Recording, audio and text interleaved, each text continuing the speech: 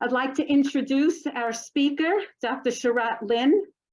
Dr. Sharat Lin writes and lectures on global political economy, labor migration, and public health. The topic for tonight is the war in Ukraine, 1 year on. So thank you all for being here, and thank you, Joan, for the introduction. And I'm always thrilled to be back here at the San Jose Peace and Justice Center to deliver this talk.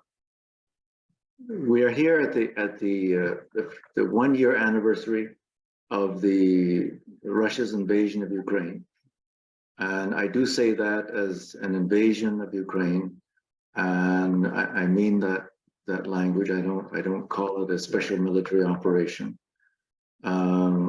Being an advocate for peace, I believe that any kind of military action is not justified, can never be condoned, and we must stand firm in resolving disputes through negotiation and through peaceful processes.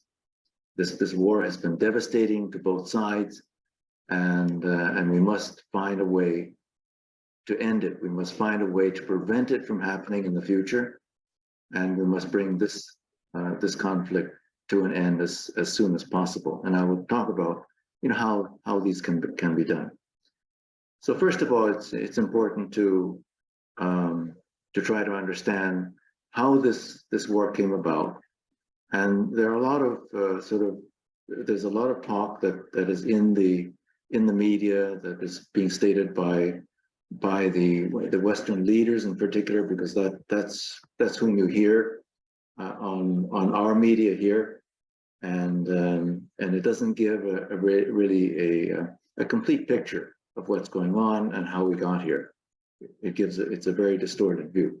So what I want to do is I'm going to start sharing my screen. This is my talk. Now, before I really get started, I just want to point out that we have been calling it Ukraine, as it is known in English, and these in blue you see the way that the name Ukraine is written in Ukrainian, and in red is the way it is written in Russian. And you see that these two, first of all, they're both pronounced the same way. They both are pronounced Ukraina. But they're very similar. There's only one letter that looks a little bit different. So you see the similarities.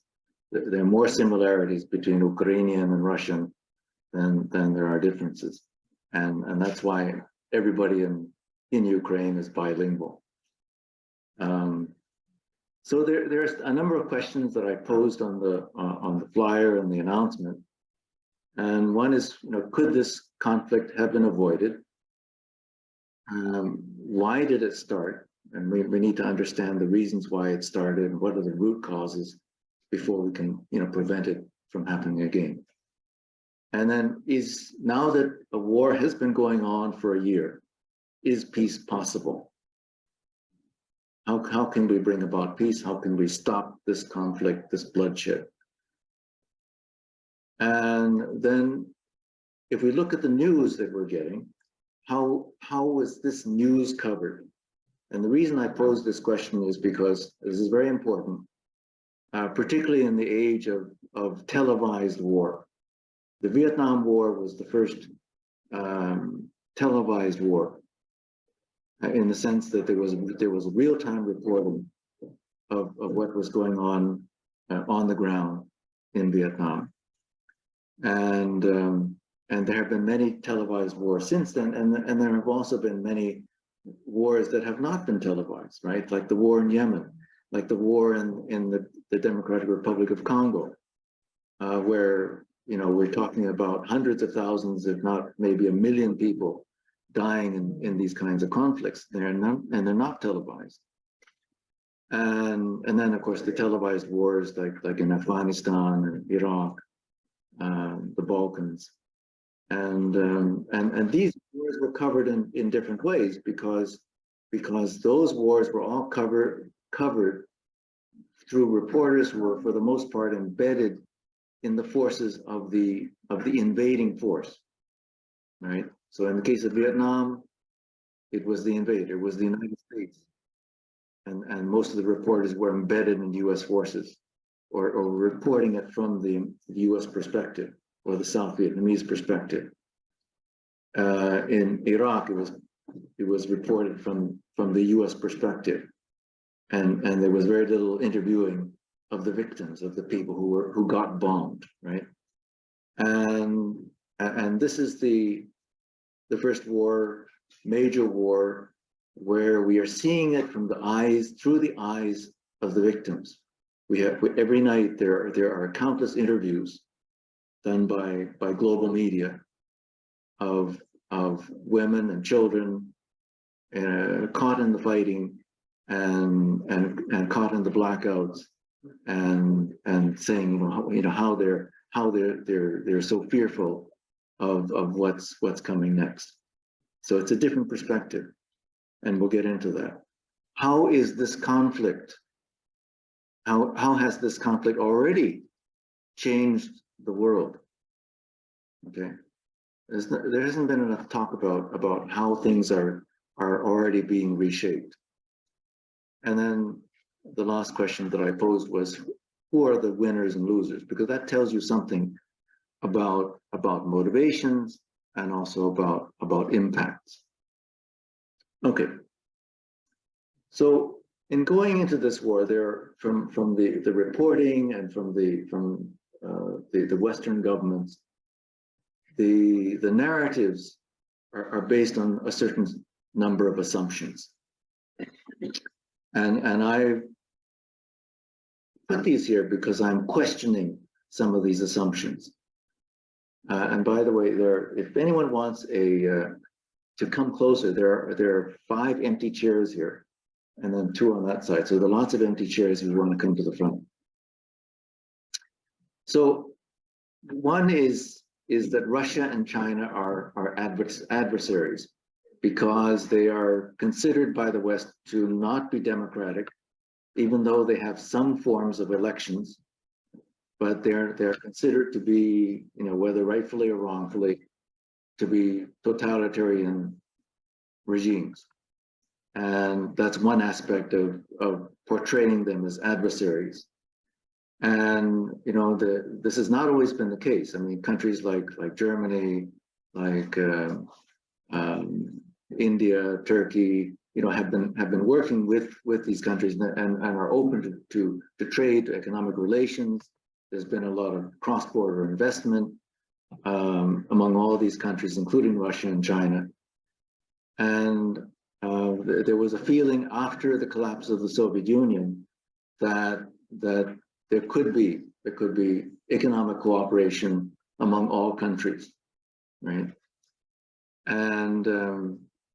And now we're coming to a point where the narrative is shifting more and more, gradually more and more, that China and Russia are necessarily adversaries, and there's not enough, justification for saying why are they inherently adversaries. So I question that they must be seen as adversaries, and I think that we in particular the United States, as the primary superpower in the world, are framing them as adversaries, and that is dictating our behavior. NATO expansion is about common defense against threats to Western security. So that is the other narrative, and I would question what is the purpose of NATO after the collapse of the Soviet Union. When the Soviet Union collapsed, I mean, when Gorbachev was still there, and he knew that his days were numbered, he actually did approach the Reagan administration, and he wanted to diffuse the tension between what was then the Warsaw Pact, which was the military alliance centered on the Soviet Union and including the East European states, and then NATO, centered on Western Europe and the United States and Canada. And his proposal was that we are willing to dismantle the Warsaw Pact. If you are willing to dismantle NATO, we can step back from the brink. We can demilitarize by dismantling both of these military alliances. And Reagan was not prepared to do that. And so NATO has the Warsaw Pact collapsed, along with when not only the Eastern European countries went their own way, but also when Yeltsin let the non-Russian republics of the Soviet Union go their own way. So the Warsaw Pact collapsed, but NATO continued. What has NATO been used for since 1991? Well, it's been used for a handful of conflicts, really. So one is the fighting in the Balkans that resulted in the dismantling of Yugoslavia. Another is in Afghanistan. So the U.S. succeeded in recruiting NATO to be a partner in its invasion of Afghanistan in 2001. It could not convince NATO to do the same when it invaded Iraq in 2003. And then Libya. So the U.S. mobilized NATO support for an invasion of Libya to topple Muammar Gaddafi. And a lot of arms flowed into Libya and created a situation where hundreds and unknown numbers of militias came to have arms that continue to fuel the civil war that continues to go on in Libya to this day. So NATO has not really been used for a common defense of Western Europe.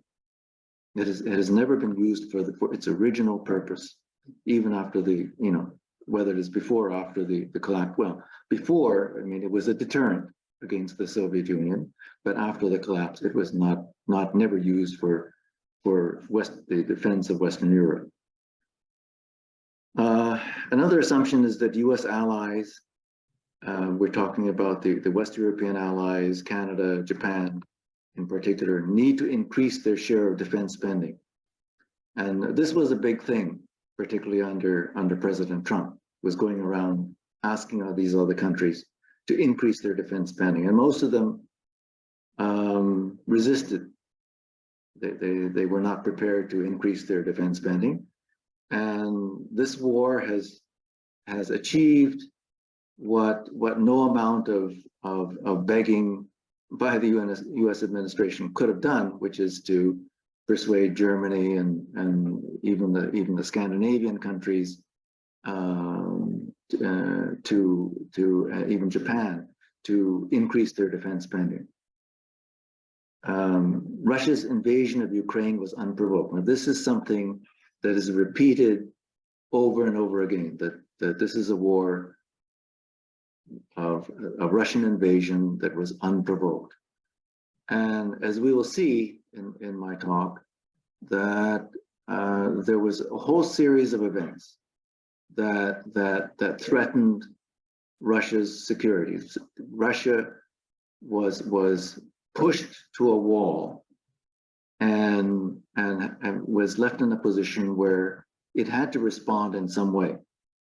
My argument is it should not have responded with an invasion, but it had to respond, and it didn't have very many options. That was the problem. Ukraine's territorial integrity means preservation of the 1991 borders, or if you wish, the pre-2014 borders. Okay, and the question is, what is there some magic to the borders of today's Ukraine? And we will see that is something that has shifted, that has shifted over time. And so the current borders are not magical. They are not borders that outline a one particular linguistic group or ethnic group. So that assumption that we must return to the pre-invasion borders is something that needs to be questioned. It's open to discussion. That's what I would argue. Defense of Ukraine is upholding Western values of democracy, humanity. It's a fight for our existence. And this was reiterated by President Biden when he visited Poland a few days ago. And it's an assumption, there's no hard evidence that Russia has ever had an intention to take over Europe or even to take over Ukraine, right? And we must really look at what the facts are and stick to the facts. And this is a conflict between democracy and authoritarianism or totalitarianism. Okay, so let's look at why Russia is concerned. Now, the blue area is Russia.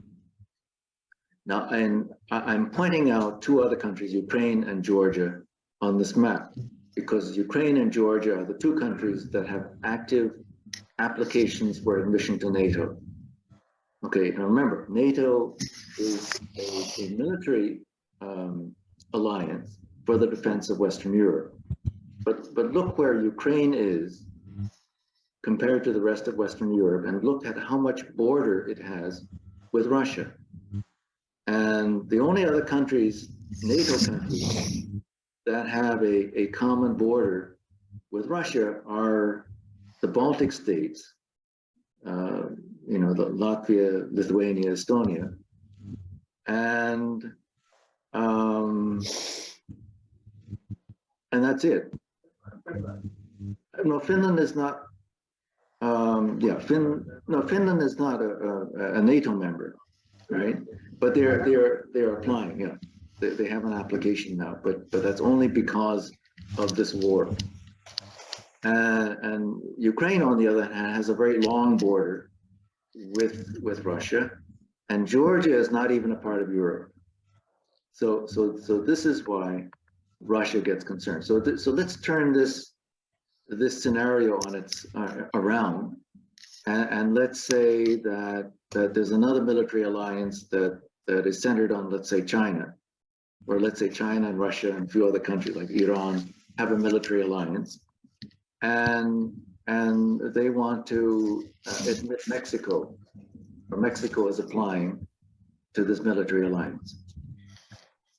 Would the United States allow that to happen? Would they allow Mexico to join that military alliance? Well, think back to the Cuban Missile Crisis, when the Soviet Union put nuclear-tipped missiles in Cuba. Now, there's 90 miles of water separating Cuba from U.S. territory, Florida, but the U.S. for Kennedy, it was a red line, and it was prepared to use nuclear weapons against the Soviet Union to get those weapons out of Cuba. That's how much of a threat it was. So I just want people to think about that and try to think of this situation from a Russian perspective. Doesn't mean that we justify Russia's actions, but you must understand what their perspective is, what their perception of their security situation is. Okay, so let's go back to the Russian Revolution. And we look back at history, we find that there's some very important history here where you had the Bolshevik Revolution, which started in November of 1917, and it the fighting continued. They were continued in 1918, and these were some of the Red Army troops. And this is a map of Ukraine that was made in 1918 by the Bolsheviks. And the red flags are the locations of Red Army brigades, and then the black flags are the locations of very acute resistance. And so on this picture, you see two of these flags are in the pre-2014 Ukraine. One of them is in Crimea at Simferopol, and the other one up towards the top of the map is at Kiev. And Kiev was known as perhaps the most fierce opposition to the advance of the Red Army. And then the other one down there is Ekaterinodar, which is today's Krasnodar, which is today is part of Russia. But some of the fiercest battles were fought in the Ukraine region.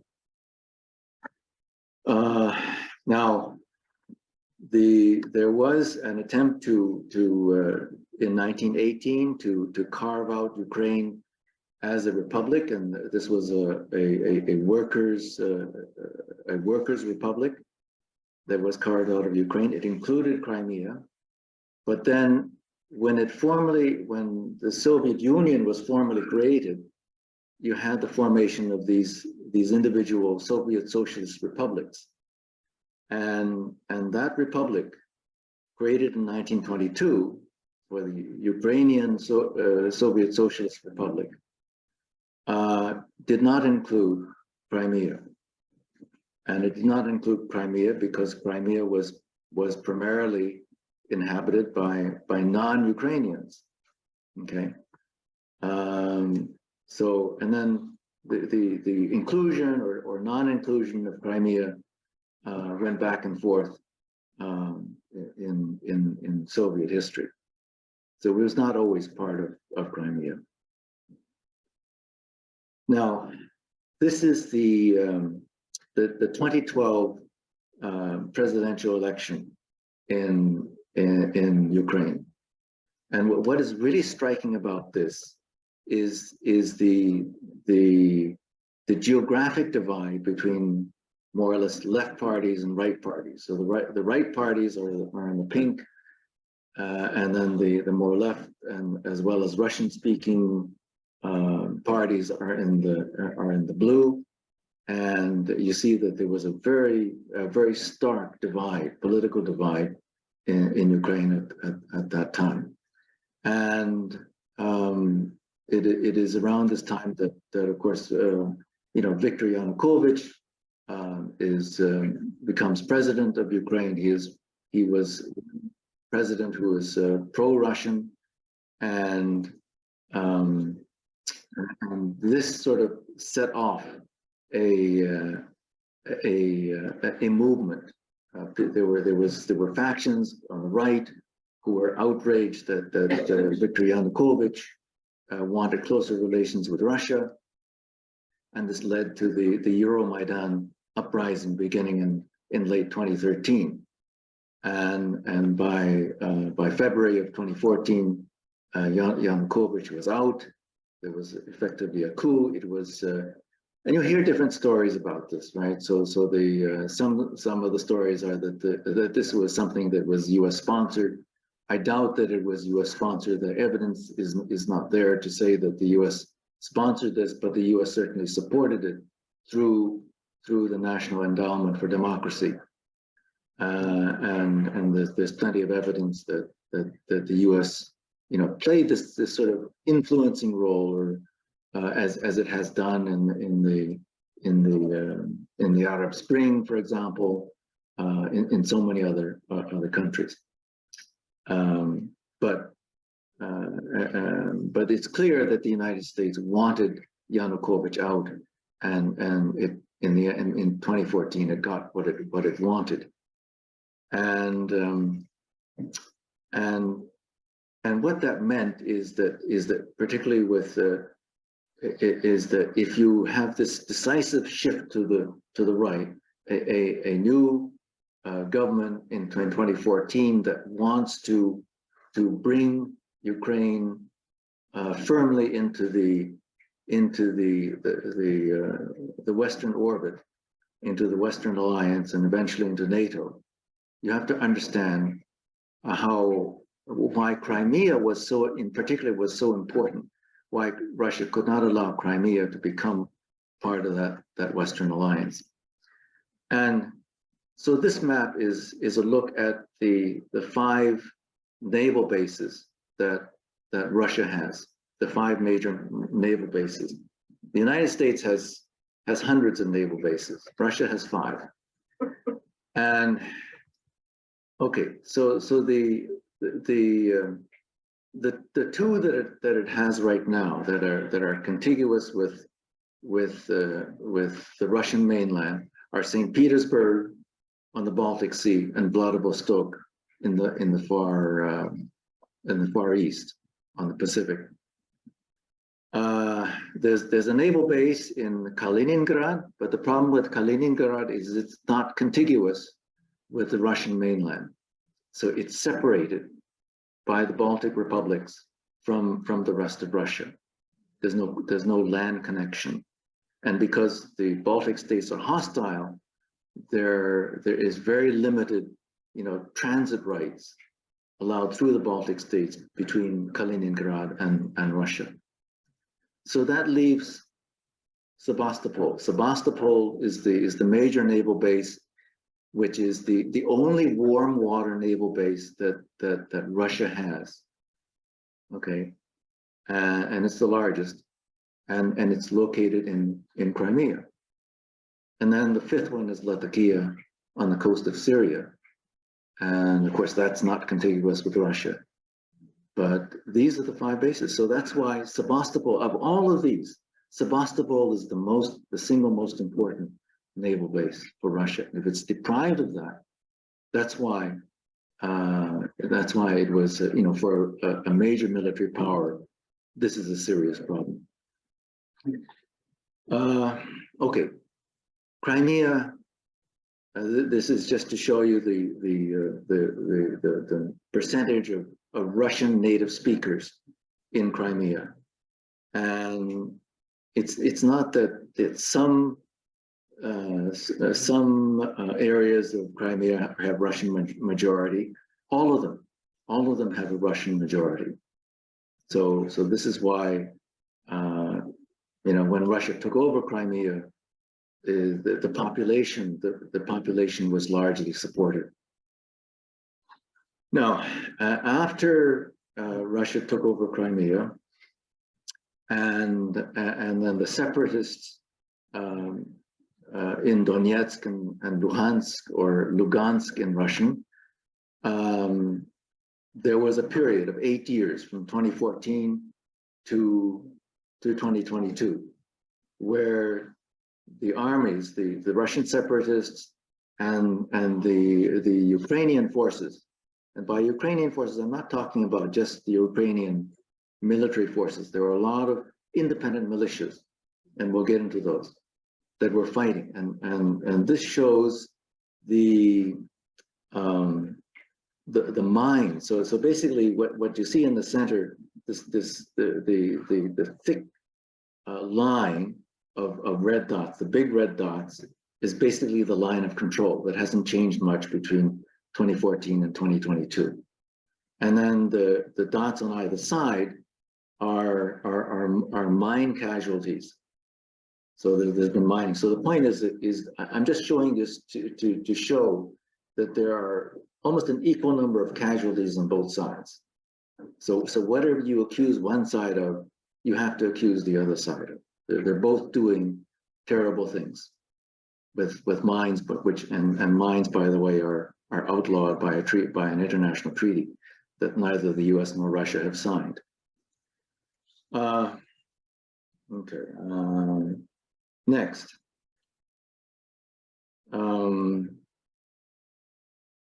Another thing that has been going on for these 8 years and a little before is what I call pipeline geopolitics.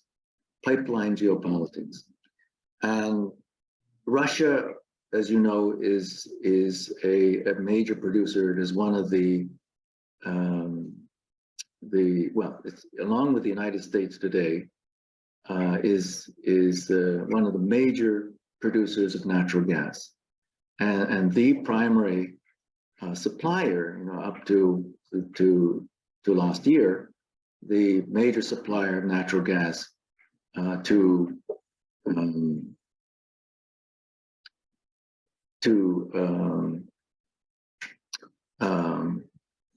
Europe through all of these pipelines.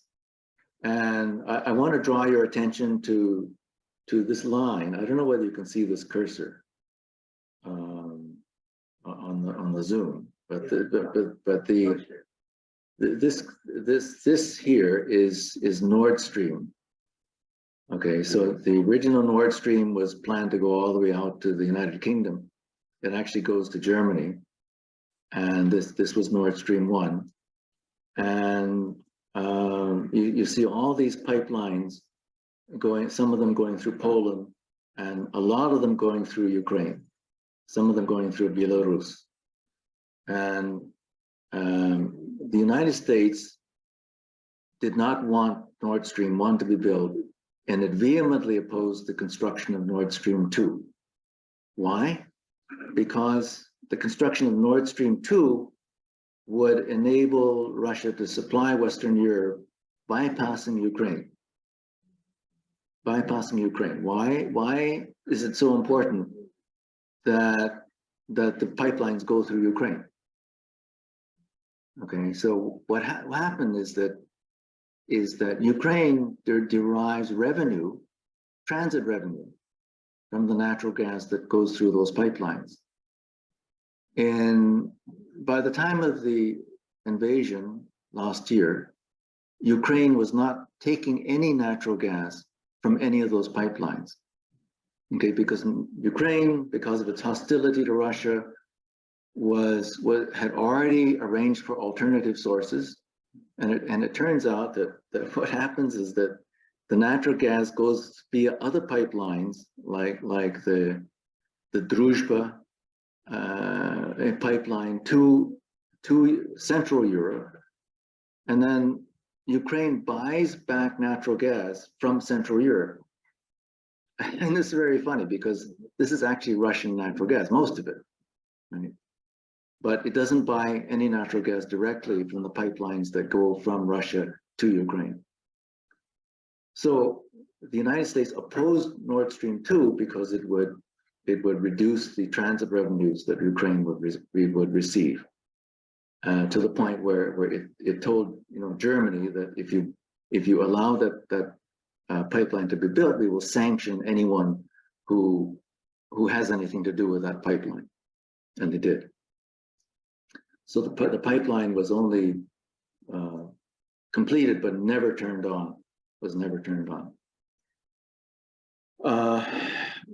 This just shows you how some countries in Europe are much more dependent on Russian natural gas than others, and Hungary and Moldova are among the most dependent, and then some, if you go, like Britain, Norway has, of course, is an oil country, are not dependent. So it varies from 0 to 100%. This is just another representation of that.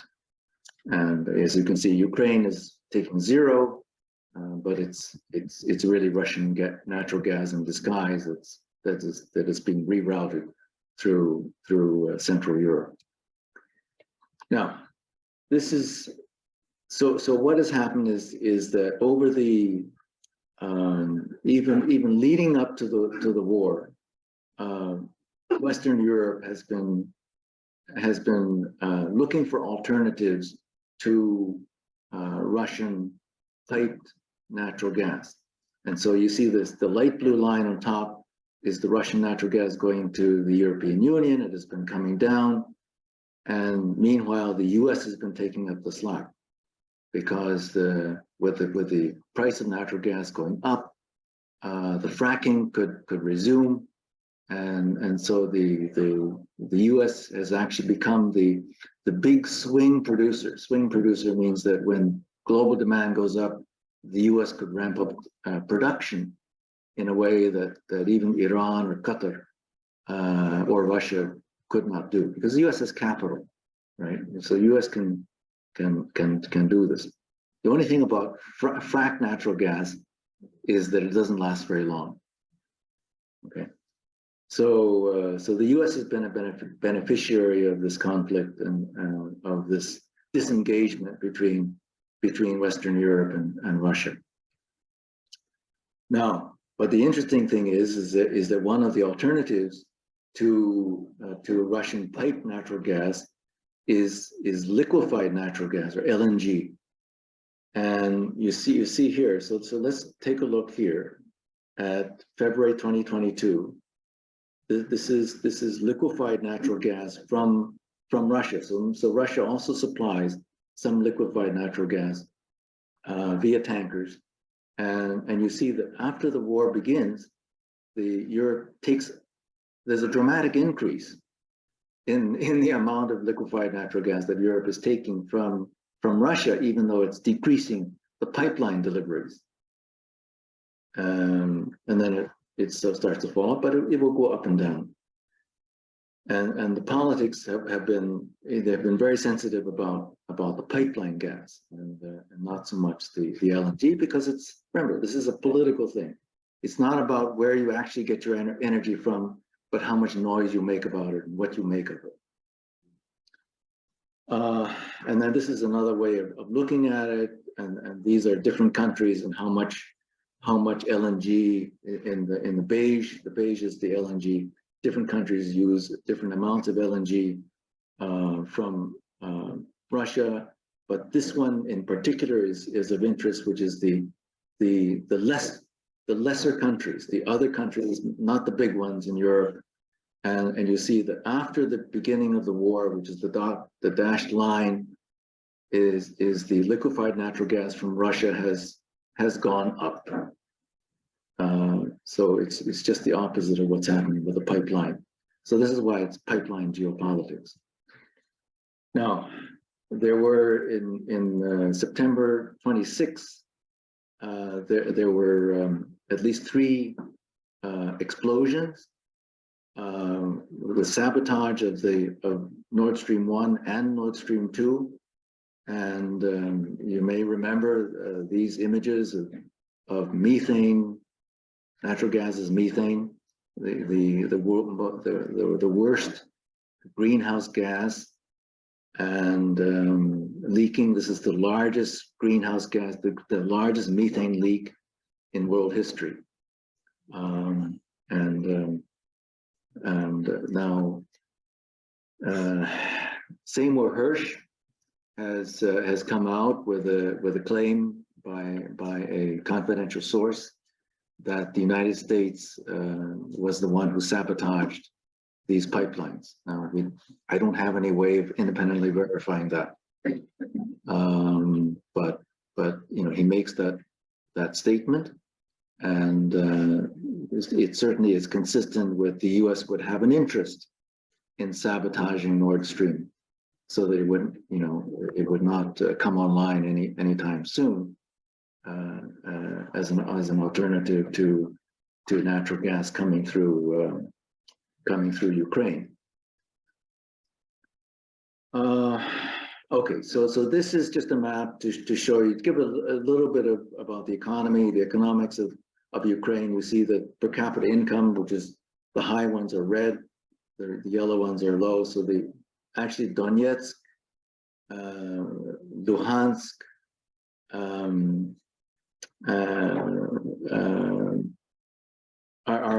and these provinces in the east have a higher per capita income than most of the rest of the country, and the other red one in the center, of course, is Kiev. The capital city has the highest per capita income. And Ukraine is very significant to the world in terms of certain kinds of food grains, oil seeds, and some of the biggest buyers include Turkey and Egypt, Bangladesh, Indonesia, Nigeria are big buyers of Russian and Ukrainian agricultural products. So these countries, and Ukraine in particular, was thought of, back in the Soviet times, was thought of as the breadbasket of the Soviet Union. And so this has been very, devastating to many countries that have depended upon these food grains, and prices have gone sky high, which has led to unprecedented economic crisis in Sri Lanka and in Africa and many other different places. This just also shows you the difference between the East and the West. So this is, I can't see the top of my screen, but I think this is wheat production. It's so the southeastern provinces are not only have a higher per capita income, but that per capita income is because they're more industrialized and they're richer agriculturally. And the same thing with I think these are oil seeds. Now, these are the the relative sizes of the economies, and you'll get used to these diagrams because I'll show a few more. But the impact of war, of course, is that the intersections of the economies that are at war will largely be at a loss. So there's a potential loss of the overlapping areas between combatants in the war. And this is a time when these are some large economies. Ukraine actually is in European terms is a poor country. It is one of the lowest per capita incomes in Europe, and a lower per capita income than Russia. Now, I want to talk a little bit about the news coverage and how this was covered. Early in the war, with a few days after the invasion, I had been following, among other things, Russia Today, until it was suddenly cut off. And the only way that we can access it, for the most part, is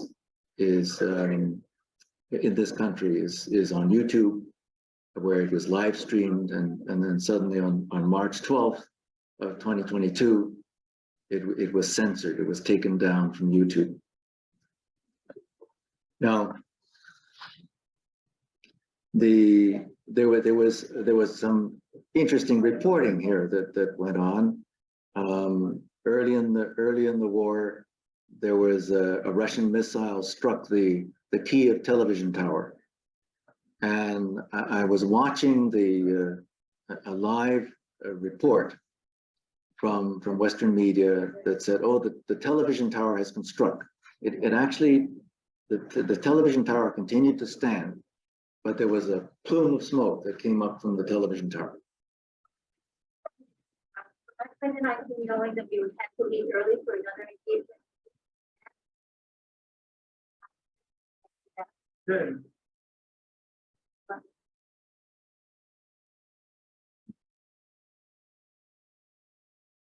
And the immediate comment from that reporter was that, oh, the Russians have dared to hit the Babin Yar Holocaust Memorial in Kiev.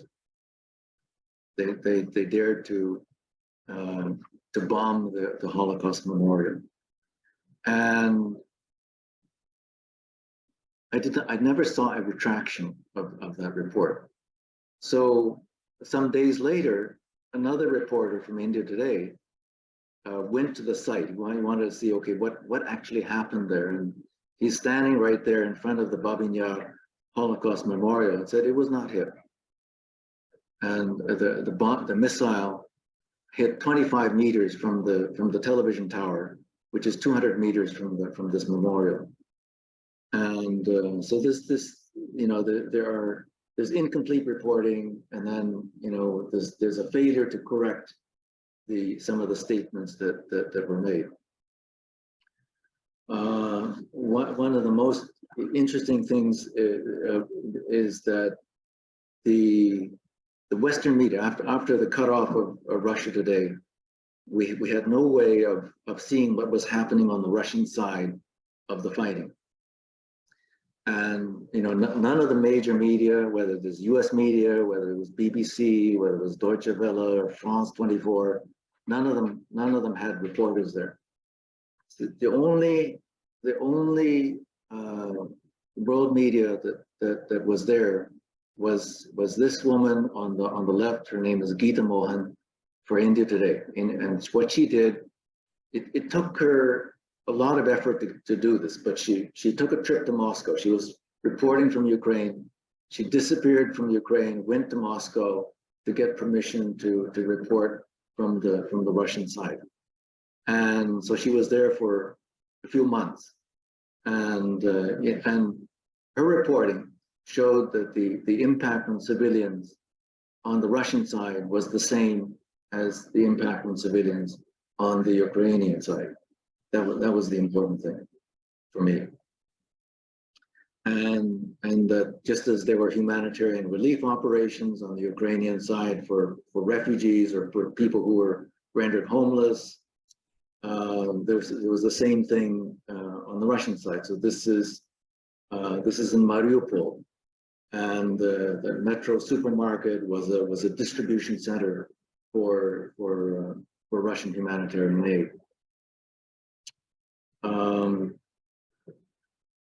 So just some more reporting from there. Reporting from Donetsk. Now, I was just today. I was at a conference at Stanford where 4 Ukrainians were on a panel. So it was a very one-sided panel. I thought a panel would have some kind of balance, but it was 4 Ukrainians, 3 of them in Ukraine, talking about their experiences and their analysis of the situation. And then the question of corruption in Ukraine came up because Russia has made the charge that the government in Ukraine has a lot of corruption, and that's one minor justification for its military operation. So one of the panelists today said that it's a bunch of propaganda about the corruption, and then the other 3 admitted that there is corruption, and one of them was a parliamentarian, the Ukrainian parliament, who was a proponent of the office of the prosecutor for corruption, and she said it's working. That office is actually working, and it's bringing corrupt politicians to account. So there is corruption, and this is from Al Jazeera, a report about how 10 members of parliament besieged the anti-corruption prosecutor's office because they wanted him to stop investigating them. Right. So the corruption is real. Now, you hear about how civilians are devastated by the Russian bombing, and sometimes they're forced to flee. And this is a woman in Luhansk who was interviewed, saying that her neighbors fled with the withdrawing Russian troops. So as she was under Russian occupation, and when the Russian troops withdrew, many of her neighbors decided to go with the Russians, and she decided to stay back. So it shows, without comment, it shows that there are civilians in Ukraine who are deciding to go with one side or the other, and it's not so one-sided. Okay, people can make that choice, and they are making those choices. This is in Bakhmut, so much more recently. The Russians have hit the electricity infrastructure, so there's no electricity, and this couple is said that they want to join their relatives in the Russian-held areas of Luhansk. So if they had a choice, they would, and if they could cross the line of control, they would go there as their choice. And this is another woman in Bakhmut who is on the Ukrainian side, but complains that because of the war, she can no longer receive her Russian pension. So that means that for all these years, she's been living in Ukraine, and probably the pension is something that is based upon her employment in the former Soviet Union, and she was still receiving a pension. So this just shows that the picture is much more complex than the sort of one-sided picture that we're getting through our media. And then the other thing is that there are a lot more than just Russians and Ukrainians who are fighting in this war. And so this is the commander of the Dudayev battalion. So Dudayev battalion are Chechens. Chechens who are opposed to Russia, and these are militias actually in Ukraine, fighting with the Ukrainian government. And so this led me to look into this, and this is just the beginning. I've just barely scratched the surface about non-state militias operating in Ukraine. Okay, and the one that you've heard the most about is the Wagner Group, which is on the upper left, and then there are others that are the Sparta battalion is working on Russia. So anything on the left side of the dashed line is on the Russian side, and then of course below you have Ramzan Kadyrov. Ramzan Kadyrov is the leader of Chechnya, and he's a very macho fellow who likes to brag about military prowess. And on the other side you have the right sector. So this is the militia of the right sector party, which is an extreme nationalist right-wing party. You have the Azov brigade, and we've been hearing about Azov being a neo-Nazi party. And if you look at that symbol, that symbol is actually an NI, and it looks like a swastika, right? Looks like a swastika, because if you think about Nazi, where does the word Nazi come from? It's in German, Nation. So this is about nation. Nazi is about a nation. That's where it comes from, and so this is just a variant of the swastika.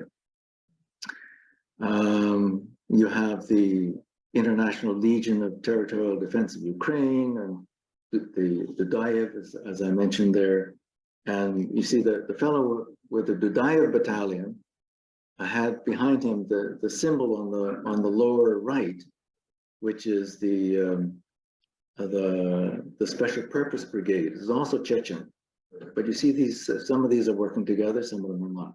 Anyway, it's very complicated. The point is that there are a lot of non-state militias operating in Ukraine. And what does this remind me of? It reminds me of Syria, where the fighting in Syria was not just ISIS and the Syrian government and the Kurds and the Turks. It was, there were somewhere between 3,000 and 5,000 independent militias in Syria. Okay, and this is why it's impossible to bring a stop to that fighting. We have too many independent operators, and a similar situation in Libya. So this is a nightmare. This is a nightmare, and it reminds me of the arms that the U.S. poured into Afghanistan to fight the Soviets, that led to all these armed extremist groups, all the arms that NATO fed into Libya, that eventually went to Syria, that went to Yemen, that are fueling those conflicts. So this is going to be the blowback of this conflict. And the Azov battalion, you know, this symbol of the black sun, so the black sun is there in the center, was the symbol that Peyton Gendron, the mass killer in Buffalo, wore. So this is something very ominous. Okay, so they have, ever since 2005, the United Nations Economic and Social Council has put forth a resolution on combating glorification of Nazism, neo-Nazism, and other practices that contribute to fueling contemporary forms of racism, racial discrimination, xenophobia, and related intolerance. And it is something that, it is a resolution that was backed by Russia and others in response to the growing threat of neo-Nazi groups in Europe, including in Ukraine. And the United States has voted against this resolution every year that it comes up. And the reason is given by the US representative to ECOSOC. And he says, today, however, the United States must once again express opposition to this resolution, a document most notable for its thinly veiled attempts to legitimize Russian disinformation campaigns denigrating neighboring nations and promoting the distorted Soviet narrative of much of contemporary European history, including the cynical guise of halting Nazi glorification. Well, despite the US opposition, the resolution has passed every year. So the US is on the wrong side of history here. Okay, so the other thing that's at stake between US and Russia, of course, are global arms sales. The UN resolutions condemning Russia on the invasion of Ukraine. Yes, the majority of countries, 140 some countries, have voted to condemn Russia, but there also are some very large countries, India, China, that have abstained, and so, as well as much of Africa. So the world opinion is really divided on this, and it doesn't mean that those countries don't oppose the invasion, but they think that Russia had legitimate concerns. So that is the dominant position. Okay, so this was the vote of on that resolution I was talking about earlier, on the glorification of Nazism. So the US, Ukraine are the only ones to oppose that resolution in 2012.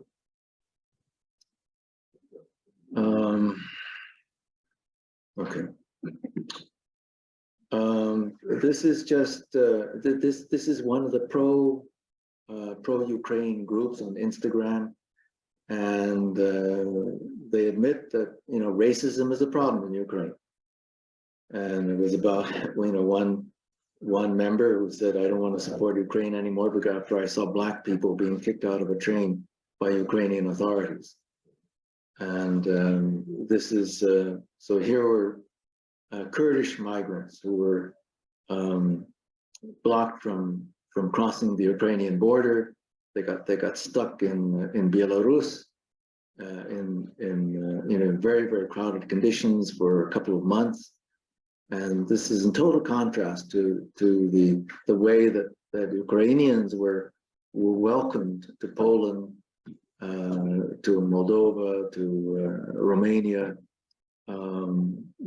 These Western European countries or Central European countries opened their borders to white Poles, but not to Iraqi Kurds or to Indian students. So these are Indian students who were studying in Ukraine, and they ended up getting stuck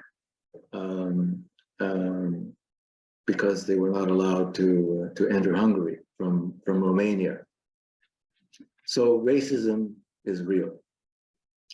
I don't want to spend too much time on the military aspects of the conflict, other than to say that you see the red dots are the places where there is active combat and bombing, shelling, and you see that it's mostly focused in the Far East, and there's not even much. There's a little bit along the Russian border, but not much.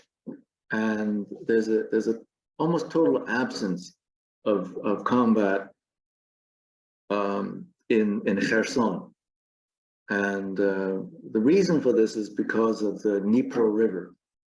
So this whole region, this whole stretch here is the Dnipro River. The Dnipro River starts from up here, flows through Kiev, comes down, and then comes down, dividing, well, it goes right through Kherson. And this gray region is what Russia used to occupy, and it gave up. And this is the red is the Russian occupied areas. So the river is a natural barrier. And this is kind of surprising that here we are in the 21st century, and some of the old principles of warfare, of ground warfare, are still valid. That rivers are natural barriers, and it's also remarkable that a war where air forces are not in play, although that's deliberate. Okay, I already talked about what Biden said, so I won't repeat that. So the U.S. has used a lot of sanctions, and this is just to give you some sense of the various sanction regimes. And there are three major sanctioning entities: the United States, the European Union, and the United Nations. And the reason that it's these three is because these are well, the United Nations is an international body, so it has some standing to do this, and because it can only do this with a vote of the UN Security Council. The US and the European Union don't have that kind of international standing, but they have the two largest economies in the world. And the size of economy is important when doing sanctions, for the reason that if you have a big economy and you sanction another country, so like the United States sanctions Cuba, so the impact of those sanctions is that it destroys or it abolishes 50% of Cuba's economy, but it hardly affects the United States economy.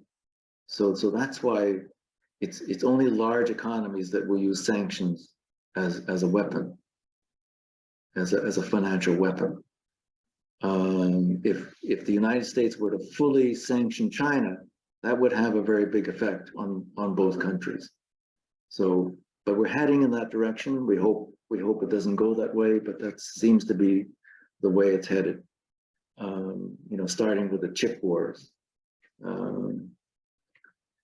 Now, if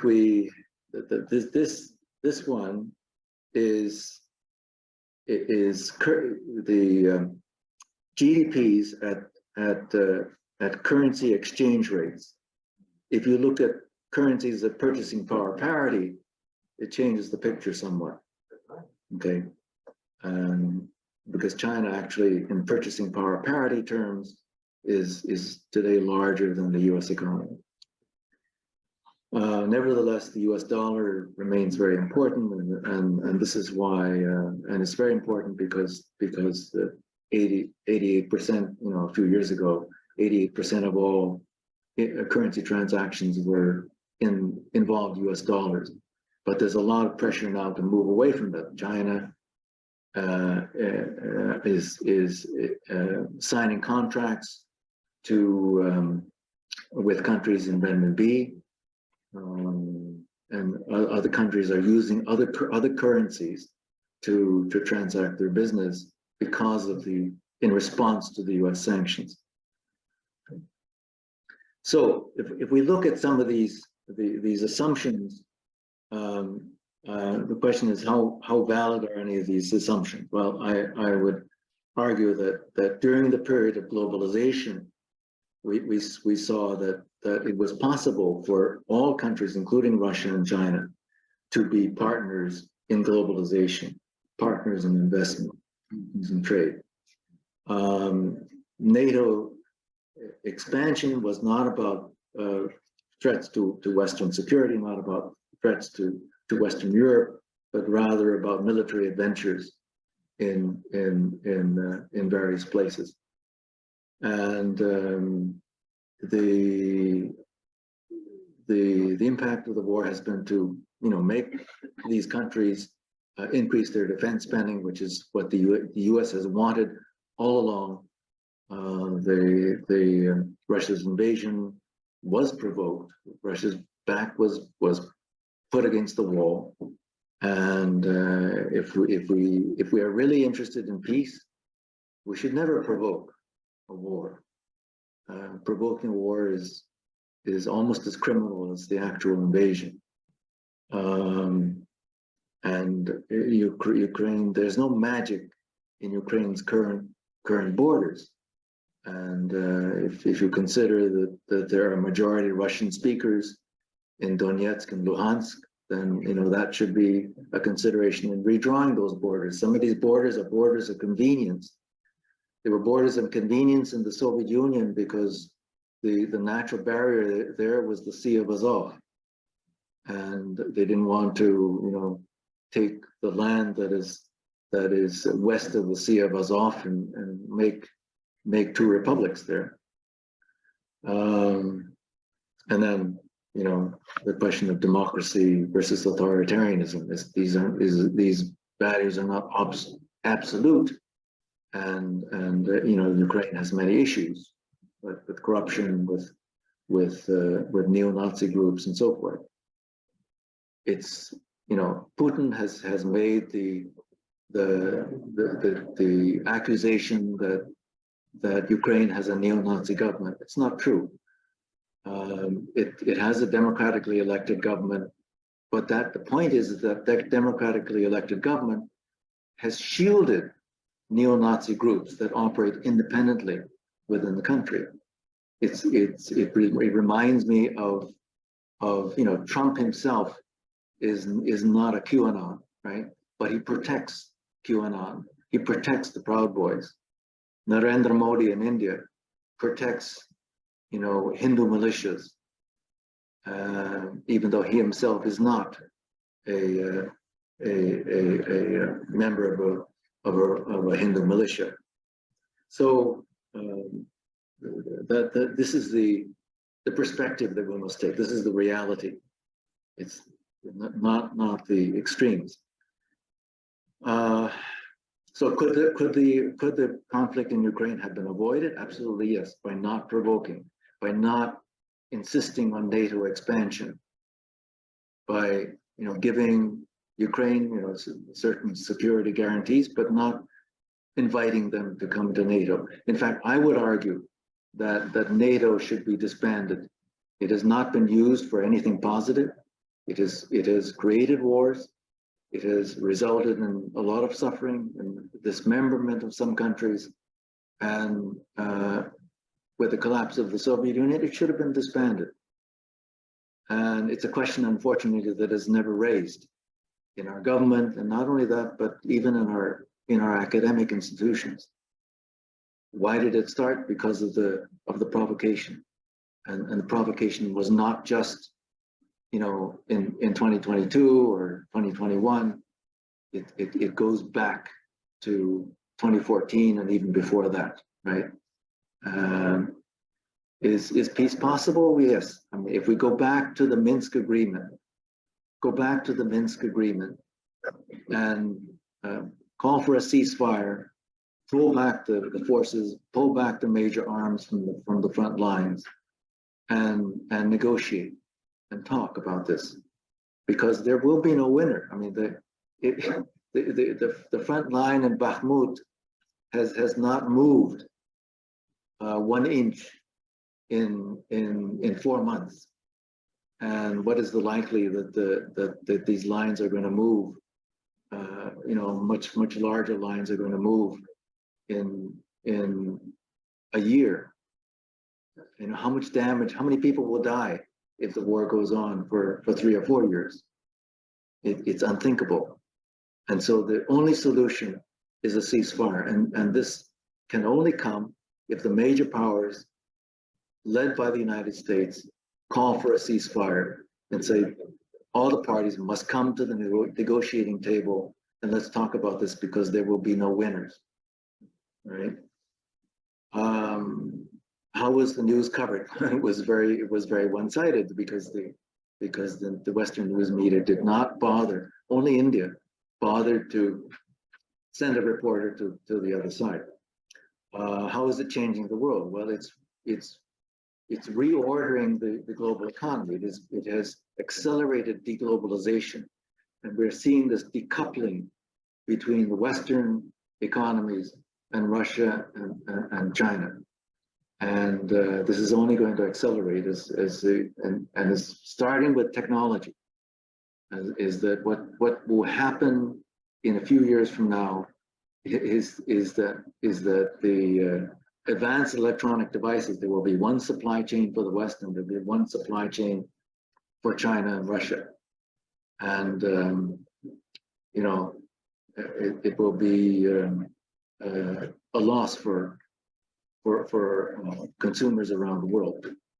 Who are the winners and losers? Well, the U.S. is clearly a winner. It knew what it was doing in provoking the war. This is unified NATO, and is leading to a NATO enlargement. It is also a win for the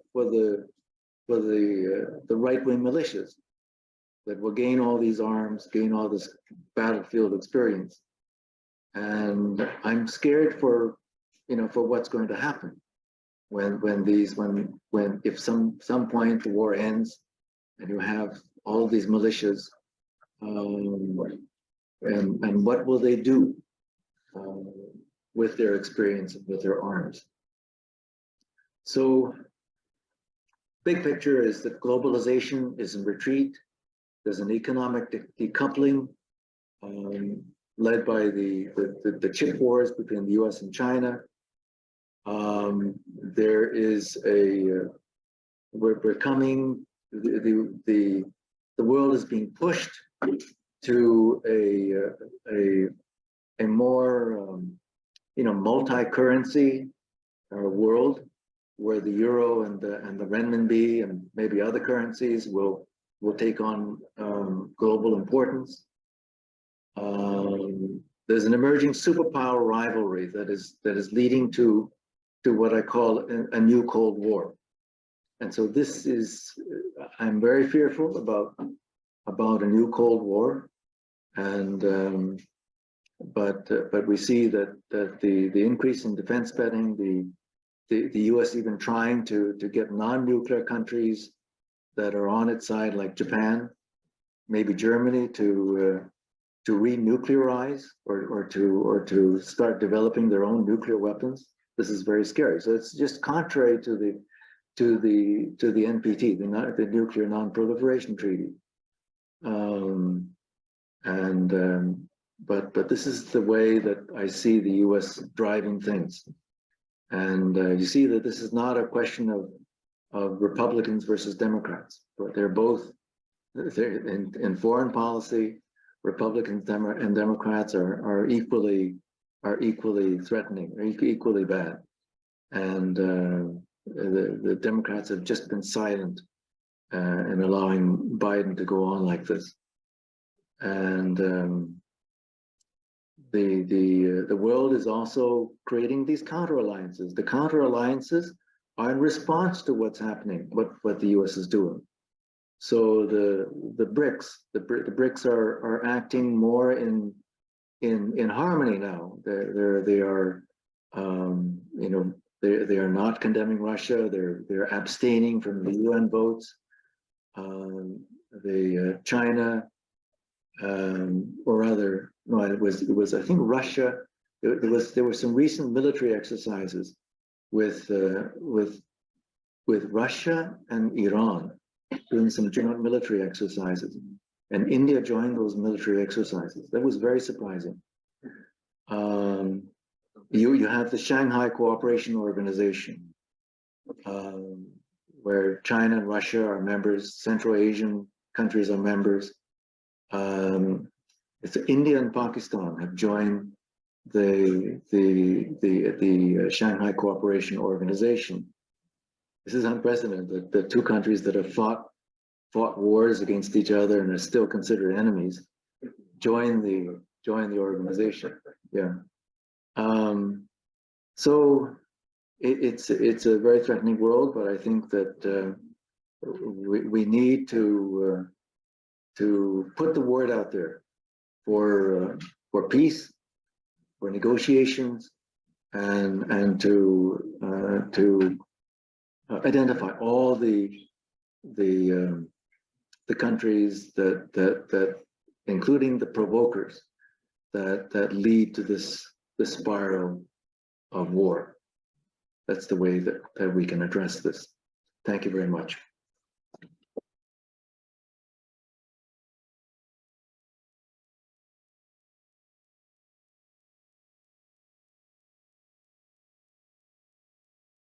Okay. So, anyone would like to, we're open for Q&A or short comments, so I'd like you to keep your comments or questions to no more than 2 minutes. But okay, we'll start with. I have my hand up. Oh, okay. Okay, well, we can. Who has their hand up? Oh, Connie. Okay. Okay, I'll let you go first then. Oh, okay. Thank you. And thank you, Sharat. Good to see you. And also thank you so much for this interesting perspective on this. I very much enjoyed it. I just, right before I jumped onto this meeting, I saw on the news that China has called for ceasefire. So do you think that the US would follow? Or, I mean, I of course we don't know for sure, but how much effect would that have of just China asking for that?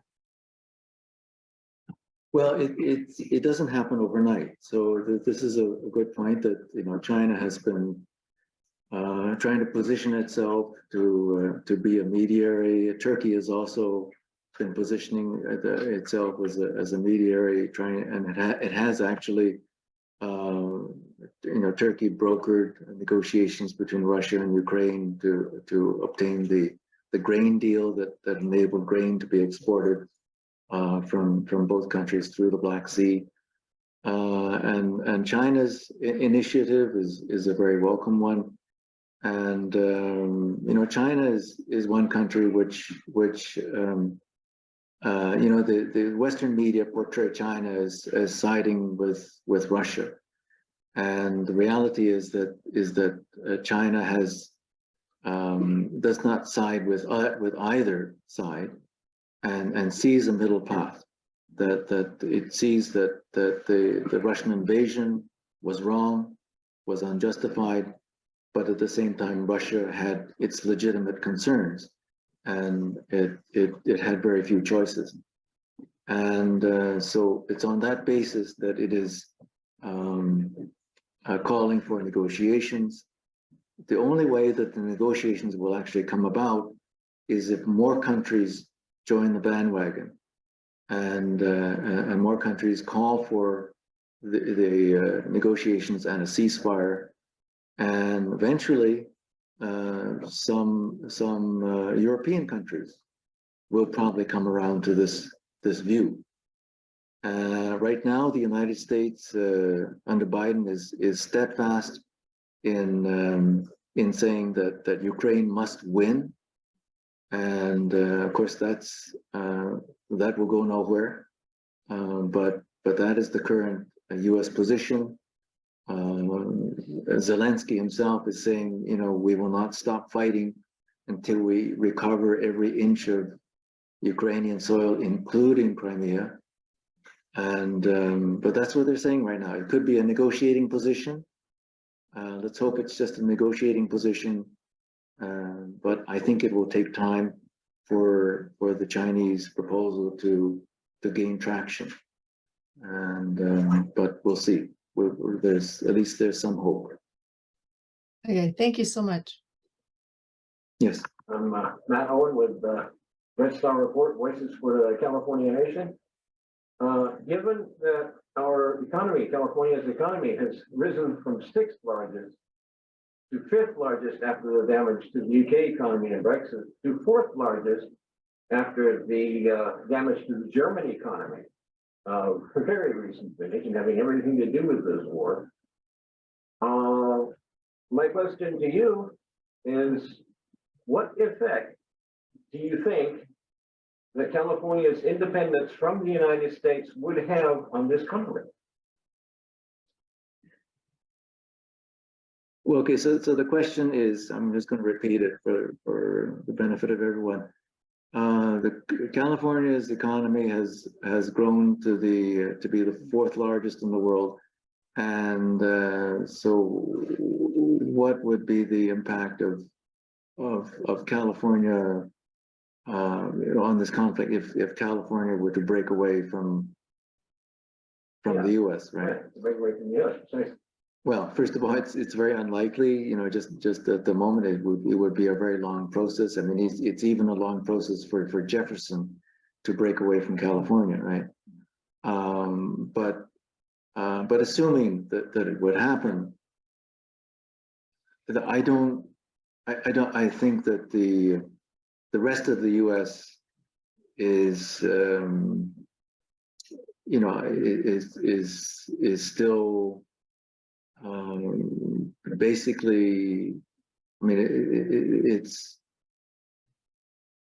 being persuaded by the Biden administration's rhetoric that this is a war for democracy.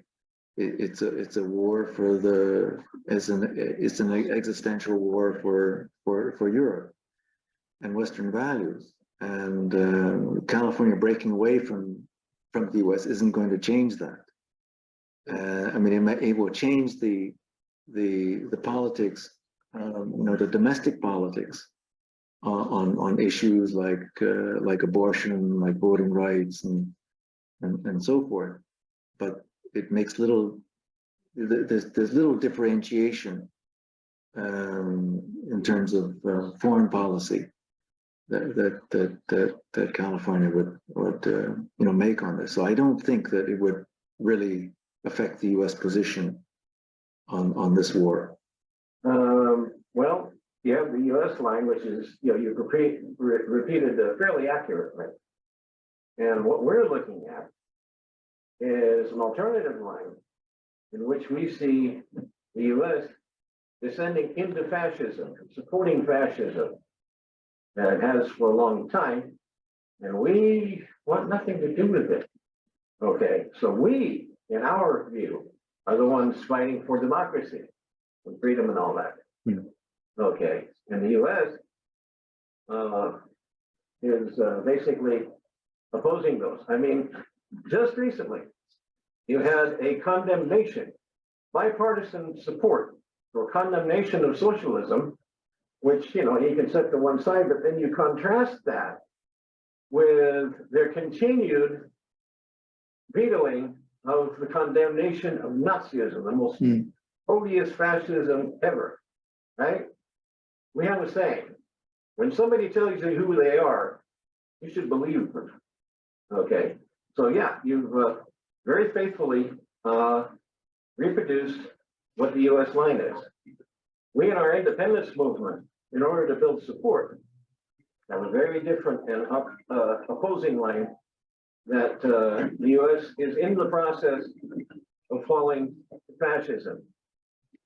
Okay, one fascist coup attempt, and very few people prosecuted for it. Okay. I want to give a chance to other people to ask questions, so I'll just summarize So yeah, by saying that I have a gentleman here who's concerned about the U.S. descending into fascism, and thank you for the comment.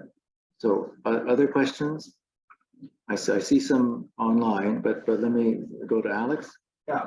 So I read recently, like 24 hours or 48 hours ago, Trump made a comment that if he were president, he would negotiate peace in Ukraine within 24 hours. Why are some Republicans like Marjorie Taylor Greene and Trump taking a more left-wing position on the conflict than the actual progressive caucus? No, that's an excellent question. I mean, so I will have to say that Trump, when he was president, was in some ways taking positions that were against U.S. involvement in foreign wars that were more decisive than what Obama and previous Democratic presidents had done. And I mean, part of this is that that if the U.S. is involved in wars that it cannot win, or wars that do not make the U.S. number one, okay, then why should we be in those wars? And also there's the Republican perspective on eliminating unnecessary spending. So there are some merits to some of these considerations, and sadly the Democrats are using war as a means to what they think is to win votes. You create a foreign threat, you exaggerate a foreign threat, and then use that to make a forceful response militarily, and then use that as a basis to what they think is to win votes. I mean, the cost of this, of course, is a little bit hard to say, because we've had so many separate occasions where Biden has promised additional hundreds of millions and then billions and billions of dollars of aid. Not all of that comes out of the budget. A lot of it is just arms transfers of arms that the U.S. already has, and so we don't even have a good handle on exactly how much aid has been given to Ukraine and how much is committed. But for sure, there's not there are variations between Republicans and Democrats, and some of them like Rand Paul would be absolutely opposed to giving this kind of level of military aid. But in essence, there's not a big difference here. It's still about U.S. hegemony, whether you go with Republicans or Democrats. It's still one of the driving factors is U.S. hegemony. Okay, I'll go to Pete, and then I'll take some Well, I have some online. big differences with you, but I'll just pose it in terms of a question. Considering that Medea Benjamin depended on Nazis having the real power, when she was here in November, you see, you think about the Democratic Party, for instance, sending weapons and sending money to an admittedly Nazi organization, a Nazi-led government in Ukraine. Shouldn't the US just stay the hell out of it? Just get the hell out of it? Cut off all spending, like some voices are, I know some voices are calling for it. Well, shouldn't that be the quest instead of searching for a ceasefire, a magical ceasefire that never worked before? Every time there's a ceasefire, Russia gets screwed. So that's my question. So the question is shouldn't we just stop the military aid, and because ceasefires don't work? Well, I disagree that ceasefires don't work. We have I mean, some of them are a little bit different. They're like the armistice in Korea. That armistice has largely held. I'm talking about Ukraine. But well, okay, but You didn't say anything about any other Okay. ceasefires. Ceasefires in Ukraine for the Minsk, they didn't work. That's what pissed Russia off. That's what provoked Russia. Like you said, you're right in saying Russia was provoked. You're wrong in saying that they were unjustified in doing so. Okay, so I mean, one of the reasons why ceasefires are very difficult to implement in Ukraine is because there's so many independent players. It's not just two armies. There are a lot of these non-state militias, and but we must try. We must try to, because there's no alternative. Anything is better than war. Okay, let me answer. And so the way to do it is to call for a ceasefire and then stop the arms transfer, stop all arms transfers into Ukraine that can be used by anyone. I mean, I know it's going to be hard to enforce, but that is what we have to try. As to your notion that it's a neo-Nazi government, I disagree. That is a neo-Nazi government. I explained this. I didn't say that. But I didn't say that. yeah, well, okay, but that's what I heard. So there are not neo-Nazi groups there for sure, and the U.S. Is acting blindly, acting as if it's blind to these neo-Nazi groups is a serious problem. I want to go to another question, so let me take Michael Kerr.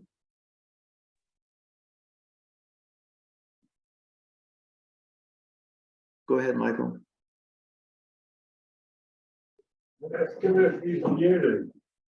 I see you're unmuted, but I don't hear you.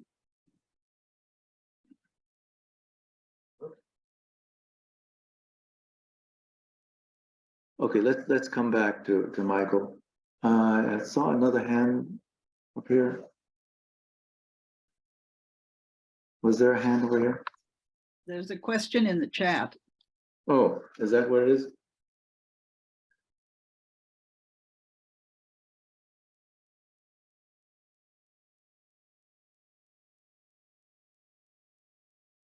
Okay, so Derek Tennant asks a question: is there any concern that the stock of weapons is being bled from the West, leaving Europe vulnerable?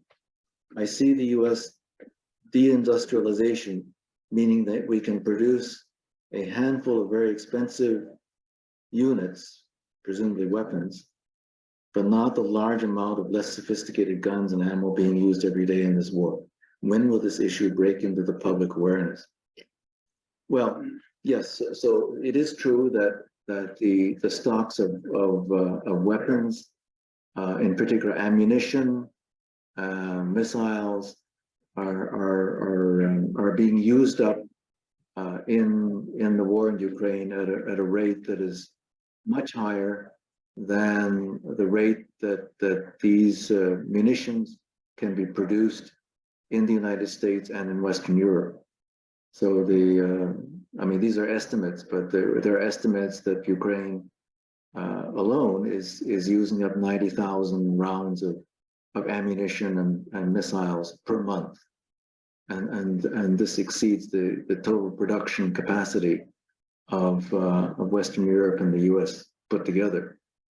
And Russia, on the other hand, is using up a similar amount, but it has been preparing for this conflict, and it's also drawing from a few other countries, like for example, North Korea has been supplying weapons to the Wagner group, and so I'm not a military analyst. I don't know how much ammunition stocks each country have, so I don't know how long they can continue. I imagine that there are efforts that are underway right now to restart production facilities, but it takes time to tool these up, and but let's say in a year's time, there undoubtedly will be more production capacity in the West. But how this impacts the war, I don't know, because I don't know how many rounds of ammunition are in stock. Each of these countries are also holding back a certain amount for their own defense. No country is going to give away all of its stock of ammunition and missiles, and so we'll see. What is the one primary reason that provoked Russia get into this war? Second question is that even after the ceasefire, there could be another invasion of NATO into the borders of Russia. Will it stop further NATO expansion even after the ceasefire? No, but okay. So let me take the second one first. The second is that one of the terms of the ceasefire, or one of the outcomes of the ceasefire, must be there has to be some compromise. Is that there must be a commitment to not expand NATO. There has to be a commitment that there cannot be a further expansion of NATO into any of the frontline states. So that means the current ones that are under consideration, that is Ukraine and Georgia, as well as Belarus. I mean, right now Belarus is allied with Russia, but that kind of expansion has to stop. And I would go further to say that there ought to be a reevaluation of why NATO should even continue to exist. Okay, and to recognize that if there is a way to work with Russia, if we work with Russia, if we don't threaten it, if we don't, the reason that Russia invaded was because it felt that its security was threatened. It was threatened because NATO is hostile. As I said, when the Warsaw Pact was dissolved, NATO was not dissolved. So it's a threat. It's a continuing threat to Russia, even though it was not used against Russia. But its charter is about confronting Russia, and so that threat has to be removed. So we cannot have frontline states joining NATO, bringing NATO right up to Russia's heartland. So that, I hope that, does that answer your question? Okay. Okay, Pete.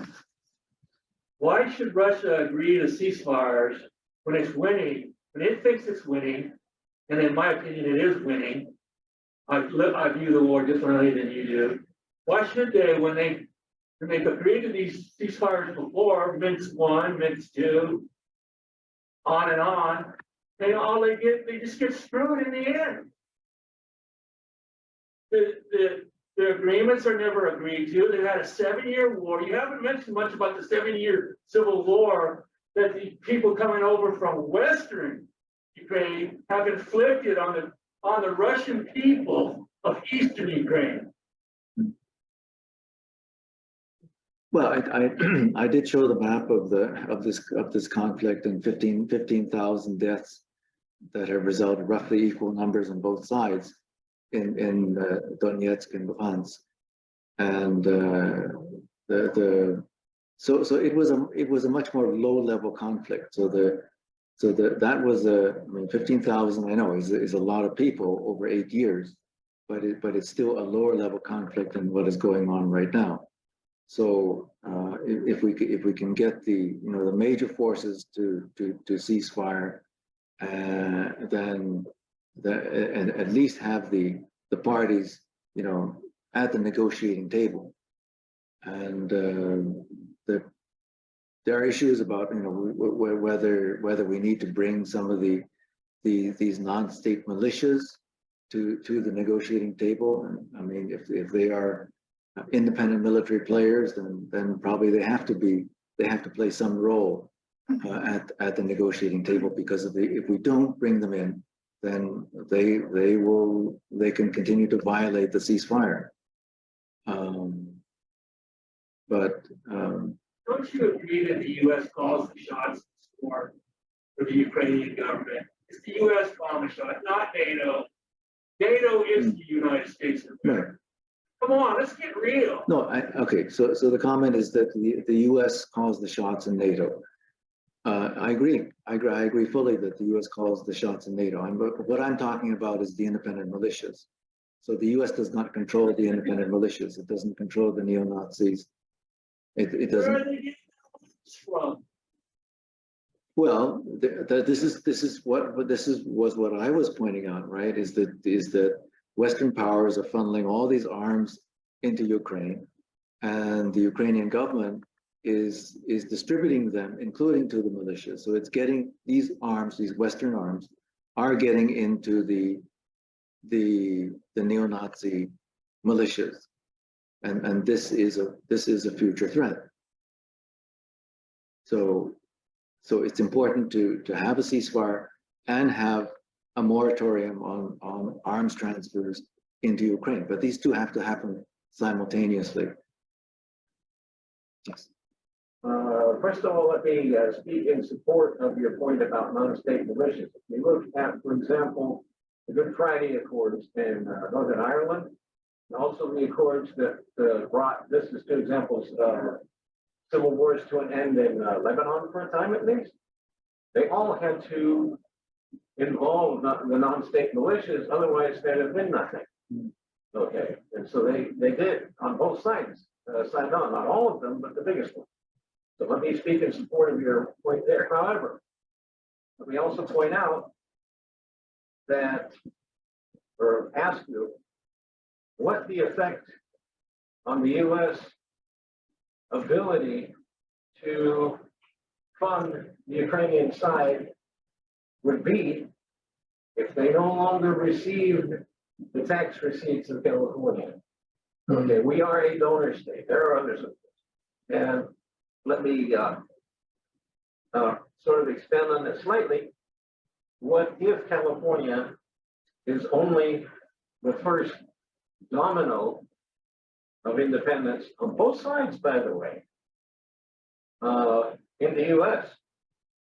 We predict that without us, it would be like Russia leaving the Soviet Union, which they did. Check a map. There is no USSR. So what effect do you think that our independence, no more federal taxes going to the U.S. would have on their ability to fund not just Ukraine, but the other belligerents that they have constantly funded, their ability to send troops to other places without our money? Well, so okay, so the question is what would be the impact if California were to be independent of the U.S. Because that would deny that that much tax revenue to the U.S. government in carrying out wars and military aid. And again, I mean, it's a percentage reduction, and California represents maybe, I'm just guessing, maybe 14% of the US GDP, maybe 14% of tax revenues. And so that means 86% is still there. So it's going to have an impact, but it's not going to be decisive in U.S. government decision making to not do these things. These policy determinations are going to be made on the basis of threat perception, and the quantity of the aid, might be reduced by 14% or something like that. But it's not going to make a qualitative change in policy. Maybe quantitative, but not qualitative. Are there any other questions or comments? Okay, Pete. Russia thinks they're winning the war, and they don't. If they do believe in negotiation. What they want to negotiate is an unconditional surrender by the Nazi forces of the Ukrainian government, fascist government of Ukraine. Thank you. So the comment was that Russia would like to see the unconditional surrender of the neo-Nazi forces in Ukraine. And no, that is something that is to be negotiated. So I think that these militias need to be part of those these considerations that a negotiated settlement is going to have to consider. What is the future of these non-state militias? That there has to be a way of reining them in and bringing them under control. Alex. Why is the Communist Party of Ukraine outlawed, but all the neo-Nazi groups are allowed in Ukraine? Well, I mean, okay, so the question is, why is it that the Ukrainian Communist Party is outlawed, but the neo-Nazi groups aren't? And well, it's a good question. I thank you for that question. Part of it has to do with history. Is that when Ukraine became independent in 1991, there's this. What usually happens when this happens is that there is a reaction to the past, and there was a bitter experience, at least in the minds of many Ukrainians, of being under Soviet rule, and so it was a reaction that we don't want to go back to that, and so anything that is associated with that, with the Communist Party, they wanted nothing to do with it. I mean, the same thing happened in Poland. Same thing happened in the Baltic states.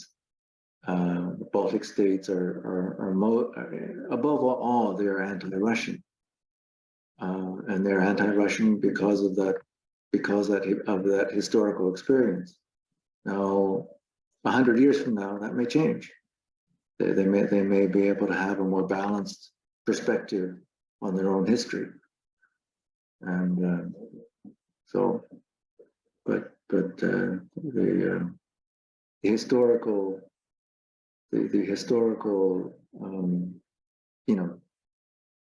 experience has a big impact on people's immediate thinking.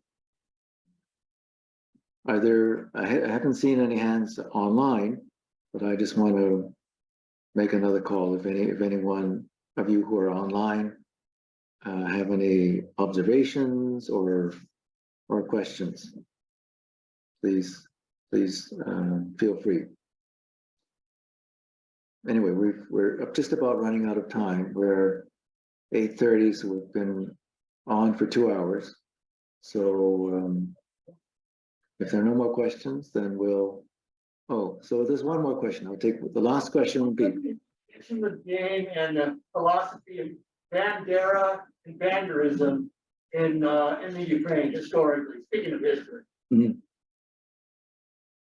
Well, I can't cover everything, and I'm not knowledgeable about everything. So you know, I had 1 hour, and already went a half hour over. Apologies for that, but no, I mean this is something that we can discuss. If you have something that you want to say briefly about Bandera, then The guy is worshipped. He's still worshipped in Ukraine. He's the leader of the mass-based fascist Nazi movement and philosophy that has historically been there in Ukraine and developed in Ukraine. And Bandera was the head of it. And to not even mention it, I don't know. Well, okay. Anyway, no, I take your point, and Bandera was what he's saying is that Bandera was a leader of a fascist movement in Ukraine, and I failed to mention it. I failed to mention a lot of things, but at the same time, we have to recognize that you know the role that these kinds of movements play in national politics, and also realize that they are factions within the whole. It's just like you know, Trump does not represent the United States, right? It doesn't mean that we should condemn the United States just because we elected Trump once. So there are forces of the left. Maybe they're not so well organized. As I showed you in the map, there are distinct political differences between West and East within Ukraine, and we need to recognize that political diversity in Ukraine, and so I think we need to wind up. But yeah, one of the first things that happened after Zelensky was elected was he went to the front. You know, you can see this on Ukraine on Fire. Actually, watch this. He goes to the front and demands that the Azov battalion withdraw to the previous line of, you know, separate from the Russian forces to enforce the ceasefire. They turned to him and they says, if you ever say anything like that again, we will hang you by the neck until you are dead. Okay, to the president who had been just elected. Okay, if we look at the correlation of forces in Ukraine, sure, Azov in particular is small. It's one of competing militias, but its relation to the official armed forces of Ukraine reminds me very strongly of the relation between the Wehrmacht and the SS. The SS was quite small, but they always fought out of their league. They had the full, but they were Nazis. Okay, and the Wehrmacht was, you know, pre-Nazi, recruited by the Nazis, but had a long history before the Nazis. So, you know, sure, they're not. As a matter of fact, there was an attempt before that to retake Crimea before this war in Donbass, right? And regular Ukrainian armed forces refused to do it. Okay, they stopped at the Russian checkpoint. They talked with each other, you know, and it's like, you know, it's the troops themselves had a ceasefire. So they were swapped out. Azov and some of the other militias were swapped in. They had no such problem. So like I say, sure, they may be smaller than the armed forces of Ukraine official. They were later incorporated, just like the SS. Started out as a Nazi militia that fought out other Nazis when they decapitated the Sturmabteilung. Okay, fought way out of their league and won consistently. So you know, yes, they are small. Neo-Nazis are quite small, but they fight out of their league, okay, and win, unfortunately. right. So the comment was just that the neo-Nazi militias are you know, they fight very well and have gone in and out of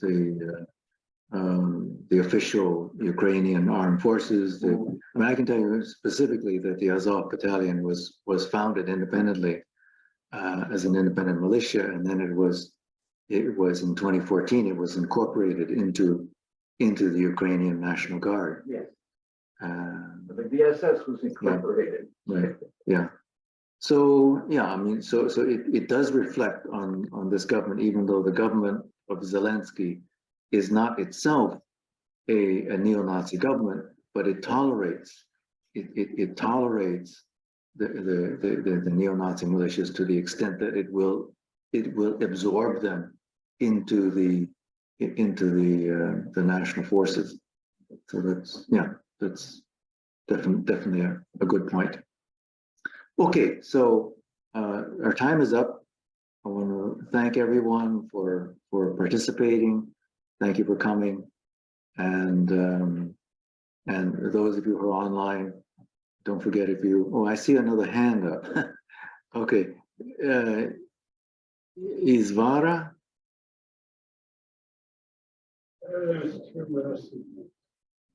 Oh.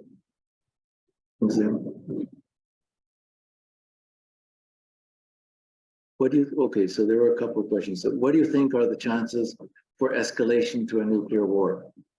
Well, so far we've seen that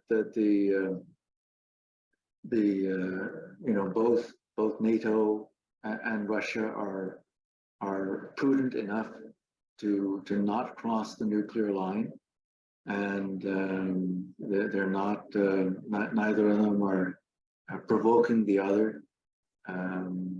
And they seem to know and understand what the nuclear red line is, and so I'm hopeful that we will not cross that threshold into nuclear war. How would negotiations deal with mass destruction in Ukraine? And I can only say that part of a later stage of those negotiations would be about reconstruction and who pays for it, and that has to be there, but it will happen. It will happen later in that process. The priority is to stop the killing. Okay, so that's it. And again, thank you all for coming.